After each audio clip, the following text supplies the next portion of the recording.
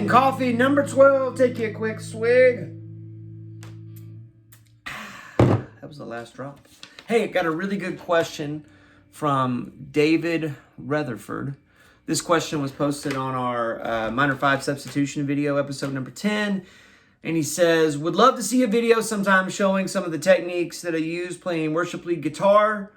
And would be great to see what you play during a spontaneous moment, or when you transition to a song you weren't prepared for and have to play something on the spot. Well, I would be happy to unpack that for you. In fact, the thing I just did, I had an idea of what I was going to do, but I was sort of forcing myself to just follow my ear and have my fingers follow my ear and sort of put myself on the spot. And I want to unpack how I approach that. I want to give you something that you can implement immediately, and then maybe something you can work towards. So 1, 2, 3, here we go.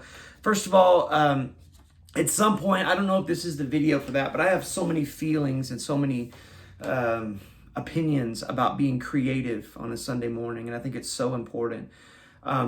Worship guitar players, find your voice, find your tone, find your dialect of the language of music that you can express the intentions of your hearts, and resist the temptation to play it safe and be a clone of a clone of a clone of a clone.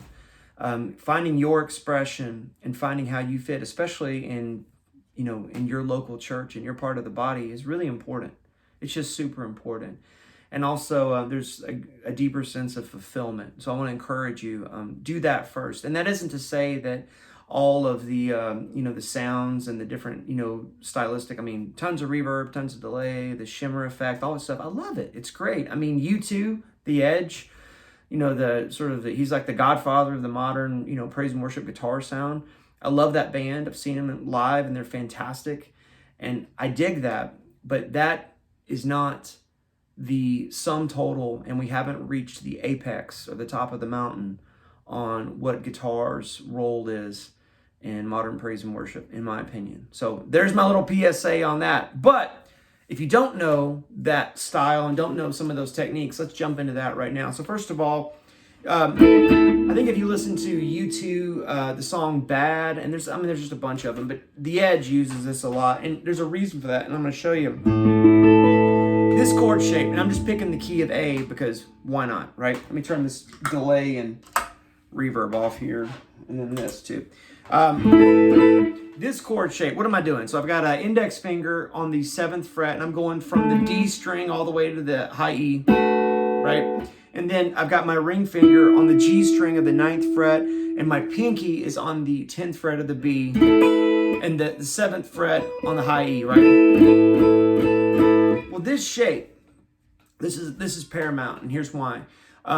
In this key, in the key of A, and yes, this is movable if you want to do it in G, down here, if you want to do it in D, up here, if you want to do it in C, right here. The root note is what you're doing here. In fact, there's an octave, right? But back to A just because. Okay, this isn't actually an A major chord.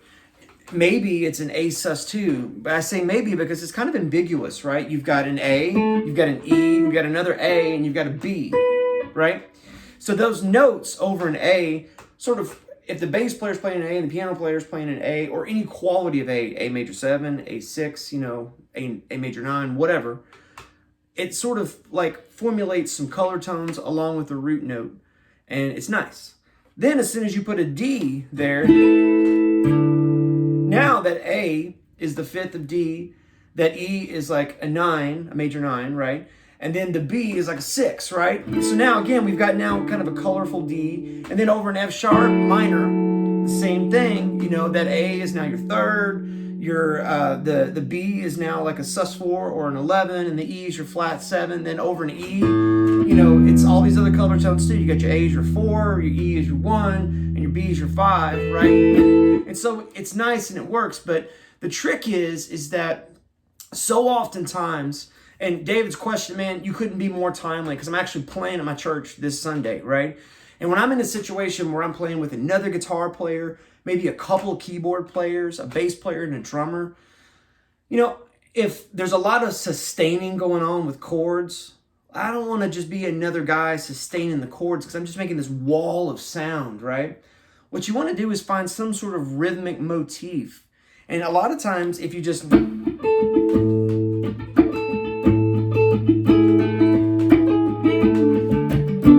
I'm playing the D so you can hear what that sounds like. It's a, maybe, let me just, I made a little loop here on my Yamaha keyboard. And all I'm doing is I'm moving my pinky down to that 9th fret.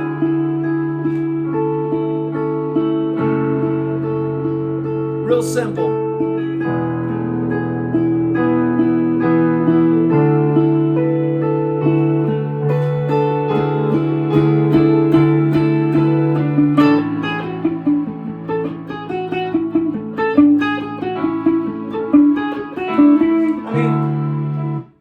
Rhythmic device that you can make up that keeps the music moving forward, right?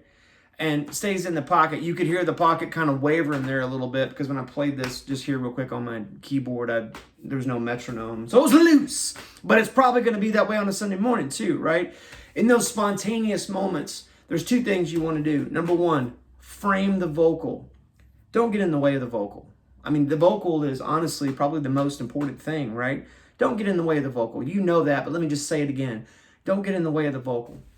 Number 2, you want to either create a sense of forward momentum or you want to create a sense of, harmonic space, right? So imagine if everybody in the band is just going, go, and sustaining big chords. That might be cool for a big dramatic moment where we build to that or we're starting with that and sort of laying a foundation, but we can't do that the whole time. We've got to have a sense of progression forward. And if you want to help a moment last and keep it coming, you want to try to find ways to just add just a little bit. And you have to almost think like an arranger, right? That's part of the thing with being spontaneous is think about arrangement. Be brave and assume this thing is going to last longer than 30 seconds, right? And find you just a little groove. And sometimes it's just inside. And also, it might just be like, if there's a nice groove, you don't need to play all that stuff. You might just go...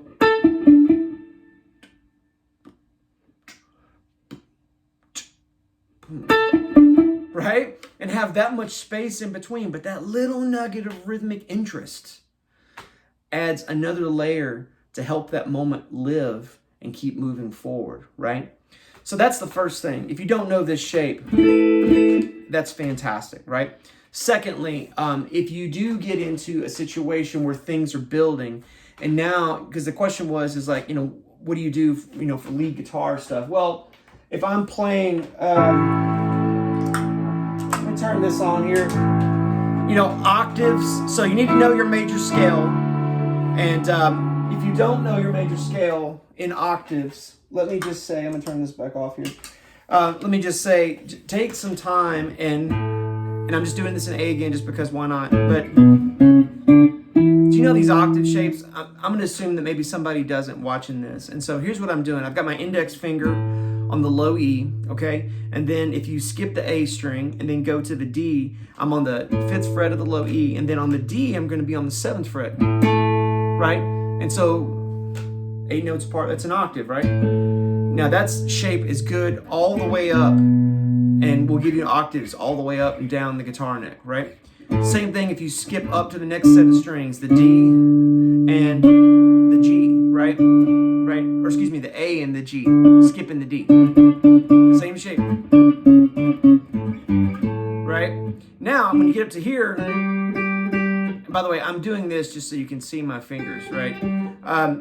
You're gonna be a little further apart just by 1 fret. So now I'm on the D string, I'm on the 5th fret, I'm on the 8th fret of the B. And the good news is it's the same thing here, right? Wes Montgomery. Have you heard Wes Montgomery? The incredible jazz guitar of Wes Montgomery. It's a masterclass on what to do with octaves. Now, Wes used his thumb when he was playing, right? And had that kind of real warm kind of sound. But a lot of times on a Sunday morning, you're looking for like an octave thing that's like, that's like a repeat of a melody, or and is a way to have like a rhythmic, melodic, powerful melody that kind of either serves as a counter melody, meaning it's like something that exists with like whatever the vocal melody is, doesn't interfere, but just helps you break through another level of the stratosphere. Or it's like you're restating whatever the main melodic theme of the song is in solo form, right? And so maybe something like this. And I'm going to put on some overdrive, little...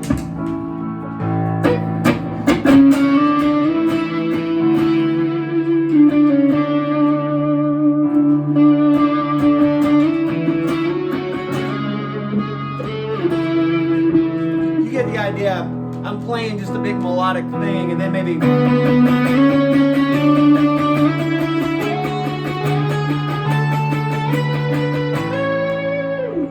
doing big octave melodies like that are just traveling up the major scale. So tip number 2 would be learn your major scales. If you're looking at your set list for that Sunday morning, be able to do octave leads and just based off the major scale. If you're playing songs that are, basic chord songs, you've got, maybe 4 or 5 chords in the tune, you can't go wrong with finding a really cool octave melody. Tip number 3 would be, when you're playing over stuff like that, if you actually do get like a break where they're like, hey, just, play a solo, try to find something that sounds lyrical. And a lot of times, just something simple that is born out of the pentatonic major, if it's a major key, or minor, if it's a minor key, or we talked about how those things are interrelated anyway, right? So in this case, over A would be F sharp minor pentatonic, right? And then I might use some major scale elements to that too.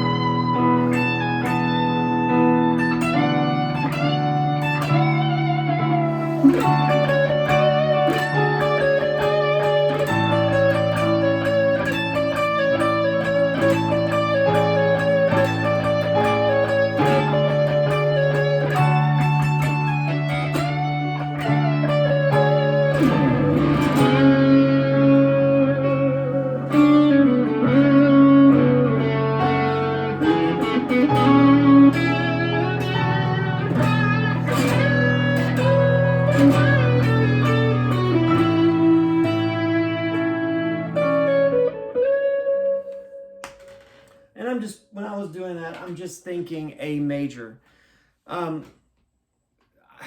I've never played in a situation like that where I played something confidently and went for it and felt bad about it later, right? There have been many situations where I have played something like that and I was forcing that into the moment. And yeah, you feel kind of funky and icky after that because you realize your intention was, instead of trying to elevate that moment into a breakthrough, you're, bringing that moment down into a look at me kind of moment, right? How do you know the difference? You have to have discernment.